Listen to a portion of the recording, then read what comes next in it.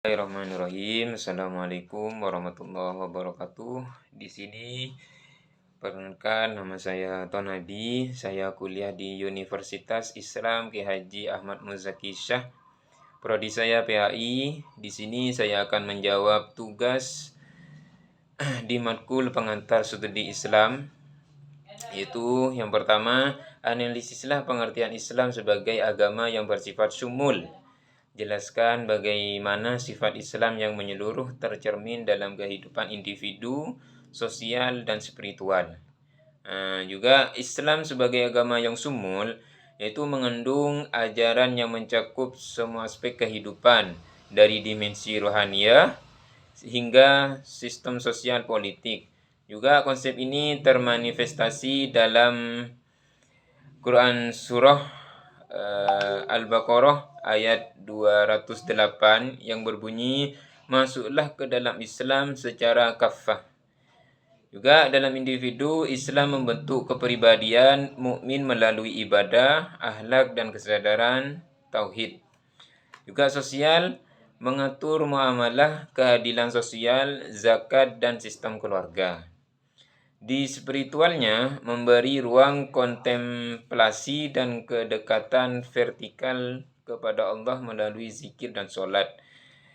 Dengan demikian, Islam tidak hanya dogma, melainkan sistem hidup. Yang selanjutnya yaitu bandingkan dan analisis peran Al-Quran dan hadis sebagai sumber ajaran Islam. Berikan contoh konkret bagaimana kedua sumber tersebut saling melengkapi dan menjawab tantangan zaman modern. Di sini Al-Quran adalah sumber primer, absolut dan bersifat universal.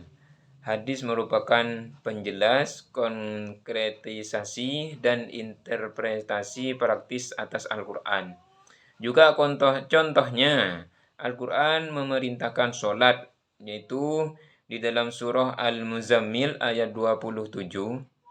Sedangkan hadis menjelaskan jumlah rakaat dan tata cara sholat. Dalam konteks kontemporer, prinsip keadilan dalam Al-Quran di surah An-Nisa ayat 58 dikonkretkan dalam hadis tentang kepemimpinan dan distribusi zakat. Keduanya saling menguatkan dan membentuk struktur hukum Islam yang adaptif terhadap zaman. Juga yang ketiga, jelaskan perbedaan antara studi Islam dan pendidikan agama Islam. Analisis bagaimana pendekatan interdisipliner dalam studi Islam mempengaruhi pemahaman keislaman di dunia akademik. Di sini studi Islam yaitu mengkaji Islam secara ilmiah, kritis dan multidisipliner, atau sejarah, antropologi, sosiologi. Juga PAI yaitu pendidikan agama Islam, fokus pada transmisi nilai-nilai keislaman secara normatif dan dunia pendidikan. Juga pendekatan interdisipliner studi Islam yaitu menghasilkan pemahaman Islam yang lebih kontekstual, rasional dan inklusif terhadap realitas sosial. Juga ini memperkaya diskursus keislaman di ruang akademik dan mencegah reduksi agama menjadi sekadar ritual.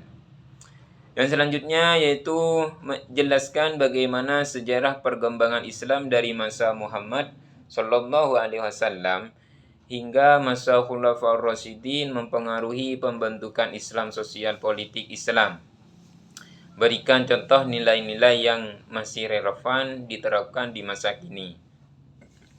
Sejak Nabi Muhammad Sallallahu Alaihi Wasallam membentuk negara Madinah, Islam sudah mengintegrasikan nilai spiritual dan politik. Piagam Madinah menjadi contoh sistem pluralisme dan konstitualisme awal. Juga Khulafaur Rasyidin, praktik musyawarah, keadilan sosial dan akuntabilitas kekuasaan. Nilai relevannya saat ini demokrasi deliberatif, etika kepemimpinan, anti korupsi dan pelayanan publik berbasis nilai Islam. Seperti itu. Juga yang selanjutnya, banyak kelompok Islam yang muncul dengan berbagai penafsiran terhadap ajaran Islam. Analisis bagaimana prinsip tasamuh dalam Islam dapat menjadi solusi atas perbedaan mazhab atau pemahaman keislaman saat ini. Perbedaan pemahaman dalam Islam adalah keniscayaan epistemik. Islam memberi ruang melalui prinsip ikhtilaf, bukan konflik. Tasamuh menjadi etika penting dalam menghadapi perbedaan. Juga tasamuh sebagai solusinya yaitu mendorong dialog lintas mazhab, menghindari takfiri dan kekerasan ideologis, menekankan pada substansi ajaran bukan simbol. Dengan tasamuh, umat Islam dapat membangun uhwah dan memperkuat peradaban kolektif.